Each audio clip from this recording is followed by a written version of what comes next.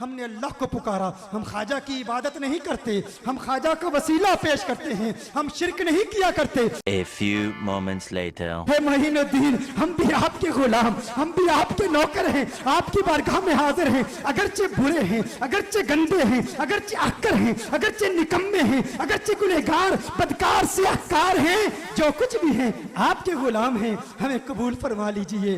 ہم خواجہ خواجگان کی بارگاہ میں عرض کرتے ہیں, خواجہ خواجگان آپ ہمارے لیے دعا کیجئے. آپ کے منگتے ہیں لیکن مانگنے کا سلیقہ نہیں آتا. یہ ٹوٹے پھوٹے الفاظ قبول فرما کے آج ہمیں بھی ولایت کے چند قطرے دے دیجئے اور دل کو زندہ کیجئے. آپ تو مردے زندہ کرتے ہیں. خواجہ غریب نواز, ہم آپ کی بارگاہ میں حاضر ہیں. ہمارے دل مردہ ہو گئے ہیں, ہمارے دلوں کو زندگی بخشیے, ہمارے دلوں کو زندہ کیجئے. یا خواجہ غریب نواز, جتنے آئے ہیں, جو تمنائیں, جو خواہشات لیے آئے ہیں, تمام کی نیک جائز حاجات اللہ کی بارگاہ میں آج پیش کر کے التجا کیجئے کہ مولا ان کی حاضری قبول فرما. غریب نواز, ہماری تمنا ہے ہمارے دلوں کو بھی محبتوں کا آنگن بنا دیجئے. بھائی بہنیں جھولیاں پھیلائے آئے ہیں, کوئی تہی دامن نہ جائے, سب کو عطا فرما دیجئے. ہے غریب نواز, ایک مرتبہ پھر جانے سانسیں وفا کریں نہ کریں, پھر آنا ہو نہ آنا ہو, آج آئے ہیں تو جی بھر کے تجھے پکار لیں. اور خواجہ کو پکارتے ہیں, یا خواجہ یا خواجہ یا خواجہ یا خواجہ. جب کبھی بھی ہم وسیلہ اور توسل پہ اس حوالے سے بات کرتے ہیں کہ آپ غیر اللہ کو مدد کے لیے ڈائریکٹ نہ پکاریں, اگر آپ اللہ تعالیٰ کی بارگاہ میں نبی صلی اللہ علیہ وآلہ وسلم کا وسیلہ پیش کرتے ہیں تو ہم نے کبھی بھی آپ کے اوپر فتویٰ نہیں لگایا اس معاملے کے اندر. لیکن جب آپ استعانت اور استمداد ڈائریکٹ شروع کر دیتے ہیں تو پھر ہم آپ کو کہیں گے کہ آپ یہ جو تعلیمات امت کے اندر پھیلا رہے ہیں یہ کتاب و سنت کی تعلیمات کے 100% منافی ہیں, اور کتاب و سنت میں بالکل اس کی کوئی گنجائش نہیں ہے. مناجات والا جو معاملہ ہے, ان سے کہیں کہ نبی صلی اللہ علیہ وآلہ وسلم نے کلیئر کٹ جب یہ بات ارشاد فرما دی, جس حدیث کی طرف آپ نے اشارہ کیا وہ اس میں نے ڈالی ہوئی ہے. جامعہ ترمذی میں کتاب الدعوات چیپٹر میں انٹرنیشنل نمبر کے مطابق 3372 ہے, اور سنن ابی داؤد میں کتاب الصلاح چیپٹر میں انٹرنیشنل نمبر کے مطابق 1479 ہے. کہ آپ صلی اللہ علیہ وآلہ وسلم نے فرمایا الدعاء هو العبادہ, دعا ہی تو عبادت ہے. اگر دعا عبادت نہیں ہے تو اور پھر کون سی چیز عبادت ہے؟ یعنی اس لیے آپ دیکھیں دعا اتنی امپورٹنٹ عبادت ہے کہ اللہ تعالیٰ نے ایاک نعبد و ایاک نستعین, اے اللہ ہم صرف تیری ہی عبادت کرتے ہیں اور غائب میں مدد کے لیے صرف تجھی کو پکارتے ہیں. ایک تو ظاہری اسباب ہے وہ تو آپ لے سکتے ہیں, کافر سے بھی لے سکتے ہیں, وَتَعَاوَنُوا عَلَى الْبِرِّ وَالتَّقْوَى وَلَا تَعَاوَنُوا عَلَى الْإِثْمِ وَالْعُدْوَانِ. لیکن ایک ہے کہ آپ ہستی سامنے موجود نہیں ہیں اس طریقے سے اور آپ اس کو پکار رہے ہیں. مثلا میں آپ کو کہتا ہوں مجھے پانی پلا دیں تو ٹھیک ہے, لیکن آپ فیصلہ آباد میں بیٹھے ہیں اور میں کہتا ہوں انجینئر صاحب مجھے پانی پلا دیں, انجینئر صاحب مجھے پانی پلا دیں, چاہے آپ زندہ ہیں یا مردہ ہیں. جب میں آپ کو یہ سوال کر رہا ہوں یہ غائب میں پکارنا ہے, یہ ایاک نستعین کی وائلیشن ہے اور خالصتاً شرک ہے. اگر یہ شرک نہیں تو اور کون سا شرک ہے؟ میرے آقا نے فرمایا انی واللہ ما اخاف علیکم ان تشرکوا بعدی ولکن اخاف علیکم ان تتنافسوا فیہا. ہے میرے امتیوں, مجھے اللہ کی قسم مجھے میرے بعد تمہارے شرک میں مبتلا ہونے کا کوئی خوف نہیں. آقا کو تمہارے شرک میں مبتلا ہونے کا کوئی خوف نہیں.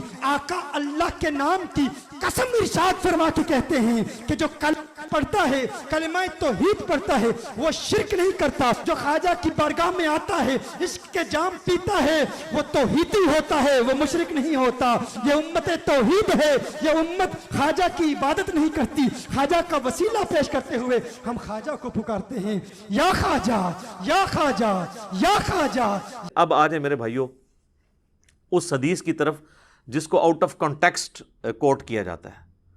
وہ کہتے ہیں جی بخاری میں حدیث ہے, بالکل ہے, وہ حدیث پوری پڑھ کے سنائیں اور اس کی ایکسپلینیشن کریں. صحیح بخاری اور صحیح مسلم دونوں کے اندر حدیث موجود ہے. سیدنا عقبہ ابن عامر رضی اللہ تعالیٰ عنہ کہتے ہیں کہ نبی صلی اللہ علیہ وآلہ وسلم نے اپنی وفات سے 1 مہینہ پہلے غزوہ احد کے شہداء پر ان کی شہادت کے آلموسٹ 8 سال کے بعد دوبارہ سے جا کر نماز جنازہ پڑھی ان کے قبرستان میں, اور آپ نے خطبہ قبرستان میں دیا کیونکہ عبرت والا خطبہ تھا. اور بخاری مسلم کے الفاظ ہیں کہ نبی علیہ السلام ہم سے اس طرح گفتگو کر رہے تھے جس طرح آپ زندوں اور مردوں دونوں سے جدا ہو رہے ہیں، یعنی وہ قبرستان بھی تھا ہم سے بھی۔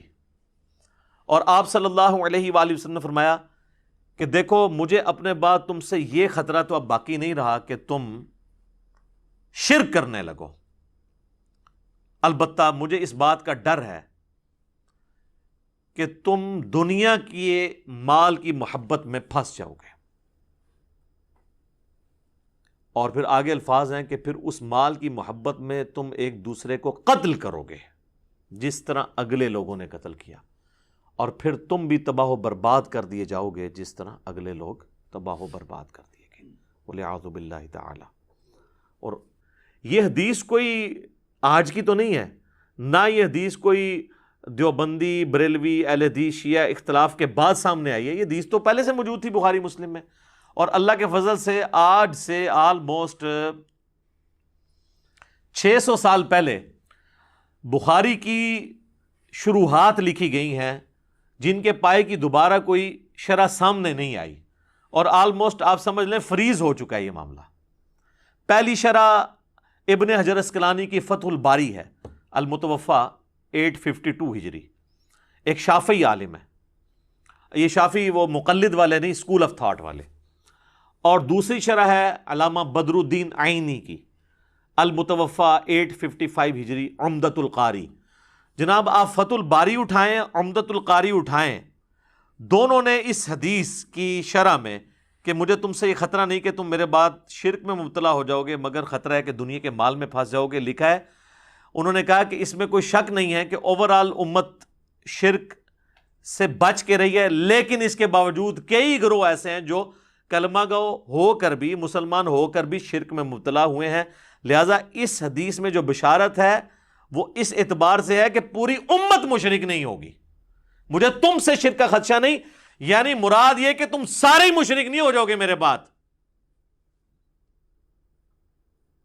پوری امت نہیں مشرک ہوگی، ہاں چند لوگ ہو جائیں گے۔ اور یہ کون لکھ رہا ہے؟ ابن حجر اسقلانی اور بدر الدین عینی۔ انہوں نے تو خیر لکھا، میں اس کو بخاری مسلم سے پروف کروں گا اس بات کو کہ انہوں نے بالکل ٹھیک لکھا کہ پوری امت نہیں ہوگی۔ المستدرک للحاکم میں صحیح سند کے ساتھ حدیث ہے 399 نمبر کہ نبی علیہ السلام نے فرمایا کہ میری امت کبھی بھی گمراہی پر جمع نہیں ہوگی، جماعت پر اللہ کا ہاتھ ہے، یعنی پوری امت گمراہ نہیں ہوگی۔ بنی اسرائیل تو سارے ہی گمراہ ہو گئے تھے نا، لیکن میری پوری امت گمراہ نہیں ہوگی۔ جو سنن نبی داؤد میں بھی حدیث ہے کہ میری امت کے 72 فرقے دوزخ میں جائیں گے، ایک جو ہے نا وہ حق پہ قائم رہے گا، الجماعہ، امت کی مین سٹریم۔ 72 کلمہ گوئی ہیں جو دوزخ میں جا رہے ہوں گے۔ پھر بخاری اور مسلم دونوں میں حدیث ہے کہ میری امت کا ایک گروہ قیامت تک حق پر قائم رہے گا، کوئی نقصان پہنچانے والا ان کو نقصان نہیں پہنچا سکے گا، وہ غالب رہیں گے یہاں تک کہ قیامت قائم ہو جائے۔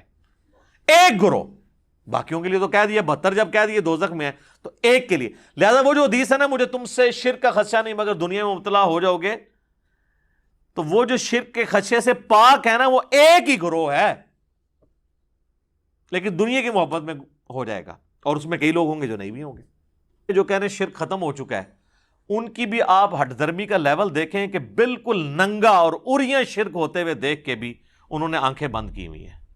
کیا اس وقت اہل تشیع کے ممبروں پر ان کا جو ایک خاص اسکول آف تھاٹ ہے نصیریہ، ان کے ذاکرین قابض نہیں ہیں اور وہ اعلانیہ نعوذ باللہ علی اللہ حسین جل جلالہ یہ الفاظ استعمال کرتے ہیں، علی رازق، علی خالق، نعوذ باللہ، اور باقاعدہ اہل تشیع کے علماء نے ان پہ کفر کے فتوے دیے ہیں، تو وہ ہے تو مسلمانوں کا ہی گروہ ہے نا، یہودی عیسائیوں میں سے تو نہیں وہ آئے، مسلمانوں کا ہی گروہ ہے، تو کلمہ گو بھی ہے، اللہ کے نبی علیہ السلام کو بھی آخری پیغمبر مان رہا ہے، اس کے باوجود سیدنا علی کے بارے میں بھی اس طرح کی بات کر کے، تو وہ کلمہ گو مشرک کیا وہ نہیں ہے؟ اہل تشیع خود مانتے ہیں کہ ہاں جی ہماری صفوں میں کلمہ گو مشرک موجود ہیں۔ سید جواد نقوی صاحب نے باقاعدہ کہا ہے کہ اعلانیہ شرک ہے، تو وہ کلمہ گو مشرک ہے نا، ان کو آپ کافر مشرک تو نہیں کہیں گے، کافر مشرک تو ہوں گے یہودی، عیسائی، ہندو، بدھسٹ، یہ تو کلمہ گو مشرک ہے نا۔ اور اہل سنت کے ہاں بھی صوفیاء کے اندر پہلے تو یہ طبقہ بہت بڑے لیول پہ تھا، ابھی بھی اس کی باقیات جو ہے وہ جاہل صوفیاء کے اندر موجود ہیں، حلولیہ، جن کا یہ عقیدہ ہے کہ اللہ تعالیٰ انسان کے اندر حلول کر جاتا ہے، نعوذ باللہ من ذالک. اور یہ اتنا ایک مانا ہوا عقیدہ ہے صوفیاء کے ہاں کہ تصوف پہ جو پہلی باقاعدہ کتاب لکھی گئی فارسی زبان کے اندر، عربی میں تو اس سے پہلے بھی کتابیں موجود تھیں، فارسی زبان میں کشف المحجوب لکھی گئی. علی بن عثمان حجویری المتوفا 465 ہجری، انہوں نے تصوف کے 12 فرقے لکھے ہیں، اور اس میں انہوں نے لکھا کہ 10 جو ہیں یہ حق پر مبنی ہیں اپنے فروعی اختلافات کے باوجود، لیکن جو آخری 2 ہیں نا وہ گمراہی پر مبنی ہیں. اور ان میں سے انہوں نے ایک کہا حلولیہ، جن کا یہ عقیدہ ہے کہ اللہ انسان کے اندر حلول کر جاتا ہے، نعوذ باللہ. تو یہ حلولیہ کو تو خود صوفیاء اہل سنت کے گمراہ کہتے ہیں. تو یہ حلول کا عقیدہ کیا شرک کا عقیدہ نہیں ہے؟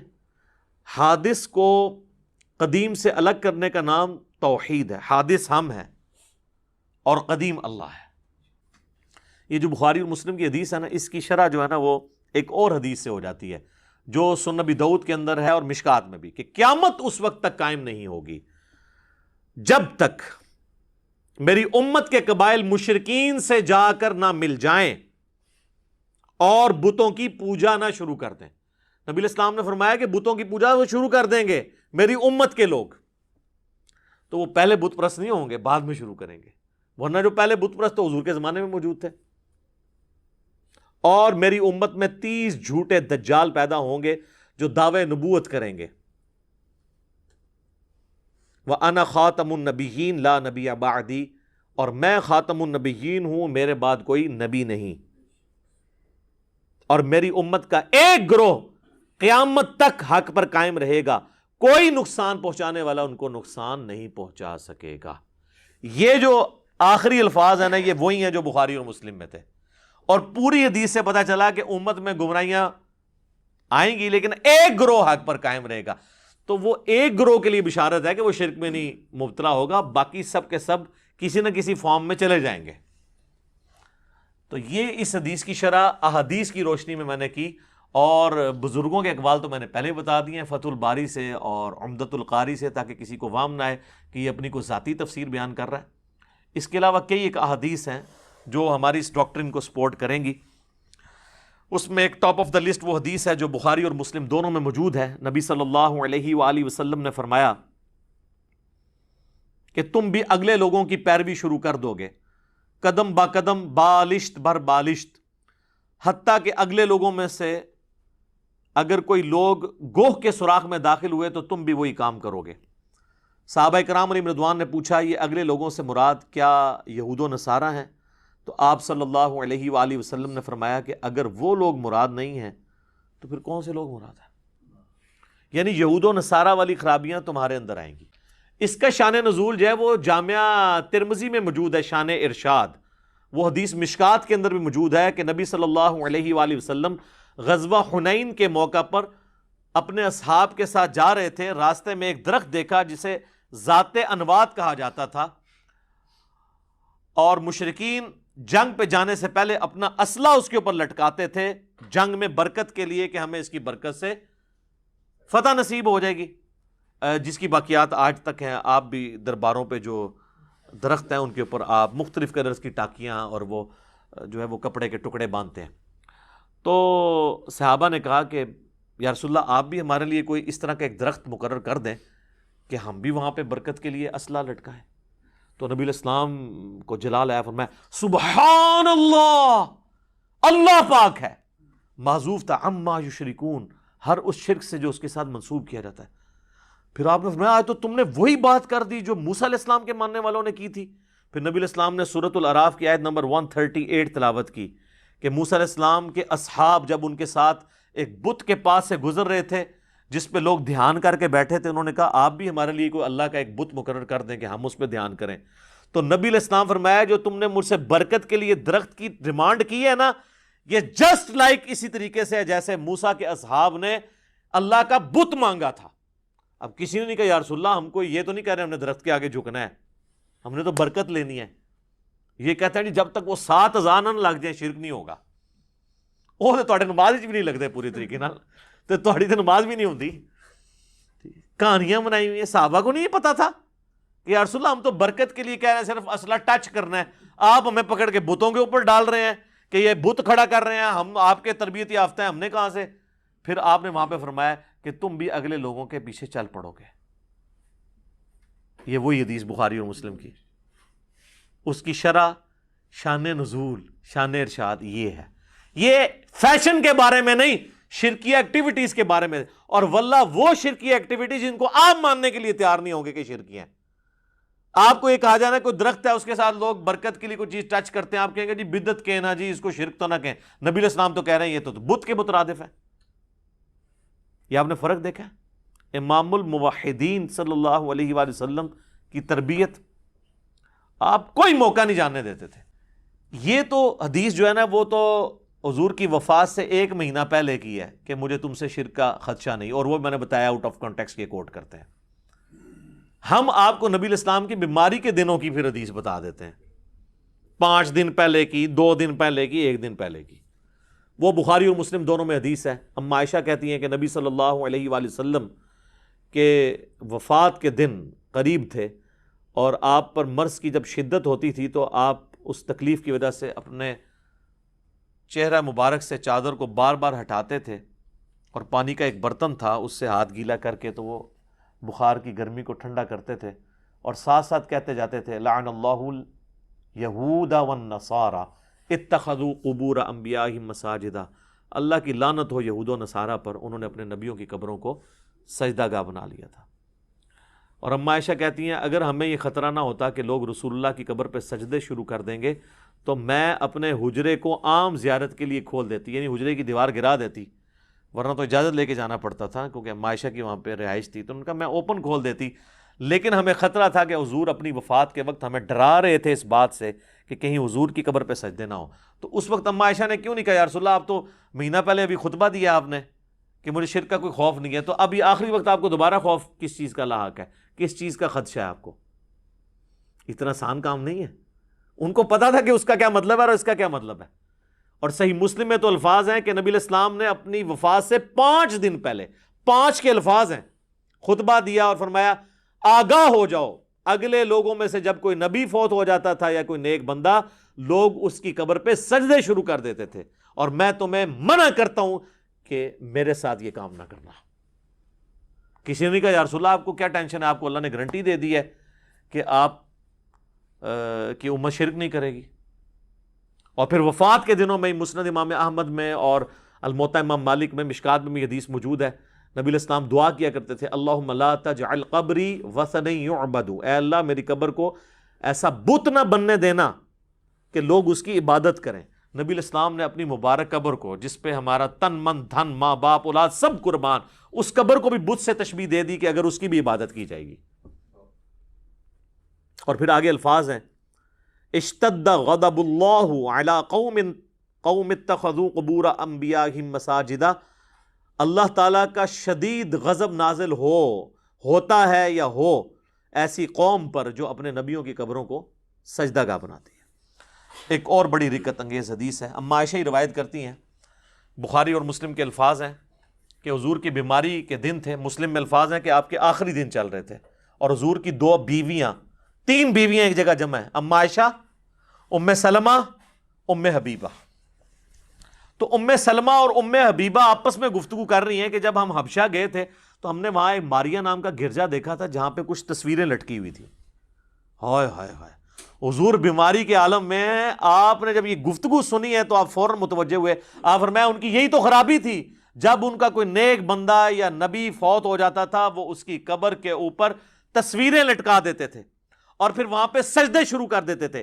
وہ لوگ قیامت والے دن بدترین مخلوق بنا کے اٹھائے جائیں گے جو اپنی نبیوں کی قبروں پر سجدے کرتے تھے اور وہاں پہ ان کی تصویریں لٹکاتے تھے. سر اس امت کو تو چھوڑ دیں, انہوں نے نبیوں کی تصویریں کیا لٹکانی ہیں, انہوں نے تو آپ جائیں مارکیٹ میں جا کے بزرگوں کی تصویریں خرید لیں اور باقاعدہ نام لکھیں یہ فلانا بزرگ ہے فلانا بزرگ ہے. چلو اس میں کچھ زندہ بھی ہیں, ان کو تو ہم کہہ سکتے ہیں یہ وہی ہیں. 800 سال پرانے بزرگوں کی تصویریں, وہ کہتا ہے جی وہ خواب میں زیارت ہوئی ہے, تو اس سے انہوں نے پھر نہ وہ نقشہ اس کا بنوا لیا. تو یار کتنے تابعین, تبا تابعین اور بعد کے لوگ ہیں جن کو رسول اللہ کی خواب میں زیارت ہوئی ہے, انہوں نے تو کوئی اپنی یاداشت سے حضور کی تصویر نہیں بنوائی. یہ آپ کس طرف امت کو لے کے جا رہے ہیں؟ وَلِعَاذُ بِاللَّهِ تعالی. تو نبی صلی اللہ علیہ وآلہ وسلم نے اپنی امت کو اتنی واضح تعلیمات دیں کہ جس میں کوئی خدشہ نہیں ہے کہ کوئی شخص اس چکر میں پڑ جائے کہ وہ ان چیزوں کو ہلکا جانے، اور یقین جانے جو لوگ ہلکا جانتے ہیں پھر وہ اس کے اندر مبتلا بھی ہو جاتے ہیں، اور جو لوگ اس کے سینسٹیوٹی کو سمجھتے ہیں وہ پھر اس فتنے سے بچ بھی جاتے ہیں. میں اپنی گفتگو کو کنکلوڈ کرتا ہوں اسی کانٹیکسٹ میں سورۃ الانعام کی آیت نمبر 82 اور اس کے کانٹیکسٹ میں بخاری و مسلم کی ایک حدیث ہے. سورۃ الانعام کی آیت نمبر 82 ہے الذین آمنوا ولم یلبسوا ایمانہم بظلم اولئک لہم الامن وہم مہتدون. جو لوگ ایمان لے کر آئے اور ایمان لانے کے بعد اپنے ایمان میں شرک کی آمیزش نہیں ہونے دی. ایمان لانے کے بعد ایمان میں شرک نہیں آنے دیا. مرتد کے الفاظ نہیں ہیں، یعنی ایمان کے ساتھ شرک نہیں ہونے دیا، یعنی کلمہ گو مشرک نہیں بنے، وہ امن میں ہوں گے اور وہی لوگ ہدایت یافتہ ہیں. بخاری مسلم کے الفاظ ہیں اس حدیث کے کانٹیکسٹ میں. عبداللہ ابن مسعود کہتے ہیں جب یہ آیت نازل ہوئی ہم تو سب پریشان ہو گئے، کیونکہ ہم تو ظلم کا معنی لیتے ہیں گناہ. تو کون سا ایسا شخص ہے جو یہ دعویٰ کرے کہ مجھ سے کوئی بھی گناہ نہیں ہوتا، اور اللہ تو فرما رہا ہے کہ جو ایمان لانے کے بعد گناہ نہیں کرے گا وہی امن میں ہوگا. تو یا رسول اللہ ہمارا کیا بنے گا؟ آپ فرمایا اس سے مراد وہ گناہ نہیں ہے. آپ نے سورہ لقمان کی آیت نمبر 13 تلاوت کی، ان الشرک لظلم عظیم، بے شک شرک سب سے بڑا ظلم ہے. اب کسی صحابی نے کہا یا رسول اللہ وہ شرک تو ختم ہو چکا ہے، یہاں آپ شرک کیوں مراد لے رہے ہیں؟ کبھی ایسے ہو سکتا ہے کہ ہم ایمان لانے کے بعد بھی شرک کریں؟ کلمہ کو مشرک تو کوئی ٹرم ہی نہیں ہے، بس ایمان لے آئے تو آپ مسلمان ہو گئے، جو مرضی کرتے رہیے. اور حضور فرما رہے ہیں کہ شرک اس سے مراد ہے کہ ایمان کے اندر شرک نہ ملاوٹ کرے. تو پھر اس لیے چونکہ صحابہ کو سمجھ تھی اللہ نے ان کو بچا لیا. بعد والوں نے سمجھنے سے انکار کیا تو وہ آپ دیکھ لیں کتنے دھڑلے کے ساتھ گھسے میں، اور وہ کہتے ہیں نہیں جی جناب وہ تو یہ کیسے ہو سکتا ہے، ایک مسلمان بھی اور بیک وقت مشرک بھی کیسے ہو سکتا ہے، دونوں چیزیں بیک وقت کیسے ہو سکتی ہیں؟ سر پھر اگر اس پہ جائیں تو پھر تو آپ پھنس جائیں گے. بخاری کی حدیث ہے کہ میرے ساری امت جنت میں جائے گی سوائے اس کے جس نے انکار کیا.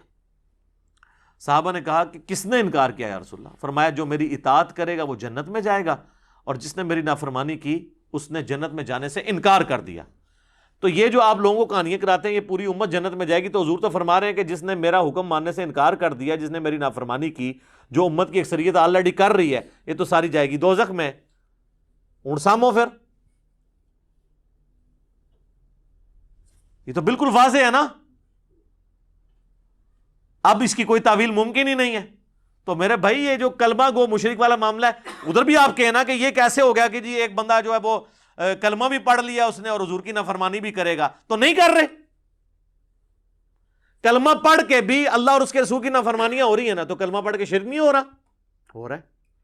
صحیح مسلم میں حدیث ہے جس مسلمان کے جنازے میں ایسے 40 لوگ شریک ہوں جو شرک نہ کرتے ہوں، اللہ تعالیٰ ان 40 لوگوں کی شفاعت اس کے حق میں قبول کر لے گا. تو کسی نے حضور سے نہیں پوچھا یا رسول اللہ یہ آپ ایمبیگوس جملہ بول رہے ہیں، جنازہ تو پڑھتا ہی وہ ہے جو مسلمان ہو، ہندو نے تو مسلمان کا جنازہ نہیں پڑھنا آ کے، تو آپ یہ کیوں کہہ رہے ہیں؟ تو آپ کلمہ کو مشرک کو ہی کہہ رہے تھے.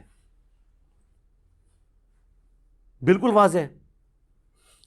اسی طریقے سے ایک حدیث ہے مسند امام احمد میں بھی اور جامعہ ترمذی میں بھی، ہمارے صبح شام کے اذکار کارڈ میں بھی موجود ہے، بلو والے میں بھی ہے اور گرین والے میں بھی، فرض نماز کے بعد والے اذکار میں بھی اور صبح شام کے اذکار میں بھی، کیونکہ وظیفہ ایسا ہے اس میں بڑے زبردست الفاظ ہیں. کبھی اس کی طرف آپ کی توجہ نہیں گئی ہے کہ جو شخص فجر کی نماز پڑھنے کے بعد تشہد کی حالت میں بیٹھے بیٹھے 10 دفعہ پڑھ لے لا الہ الا اللہ وحدہ لا شریک لہ لہ الملک و لہ الحمد بیدہ الخیر یحیی و یمیت وہو علی کل شیء قدیر، تو نبی علیہ السلام فرماتے ہیں کہ اللہ تعالیٰ ہر بری چیز سے، ہر شیطانی وار سے اسے بچا لے گا اگر وہ فجر کے وقت پڑھ لے تو شام تک، اور اگر وہ مغرب کے بعد پڑھ لے تو صبح تک، سوائے اس کے کہ وہ شرک کر جائے. یہ الفاظ ہے اس میں، شرک کر لے گا تو اللہ کا ذمہ اس سے اٹھ جائے گا. تو کسی نے نہیں کہا یا رسول اللہ جو لا الہ الا اللہ وحدہ لا شریک لہ پڑھ رہا ہے انہیں شرک کی تو کر لینا ہے، کلمہ کو مشرک کیسے ہو سکتا ہے؟ یہاں مرتد کے الفاظ نہیں، شرک کے ہیں۔ مرتد والا تو معاملہ الگ ہے، وہ تو آپ سارے مانیں گے کہ جی فتح مکہ پہ کئی لوگ مسلمان ہوئے جو نبی علیہ السلام کی وفات کے بعد سیدنا ابوبکر کے دور میں مرتد ہو گئے۔ بخاری مسلم میں حدیث موجود ہے، اور بخاری مسلم میں انہی کے بارے میں حدیث موجود ہے، اصحابی اصحابی، میرے حوض کوثر پہ لوگ لائے جائیں گے، میں پہچانتا ہوں گا، اور میں انہیں کہوں گا مجھ سے دور ہو جاؤ، تم نے میرے بعد میرے دین کو بدل دیا۔ اور اس حدیث میں تو باقاعدہ ابن ابی ملیکہ کے کمنٹس ہیں کہ اللہ ہم تجھ سے دعا کرتے ہیں کہ تیرے نبی کی وفات کے بعد ان کے دین سے الٹے قدم نہ پھیریں، آمین ثم آمین۔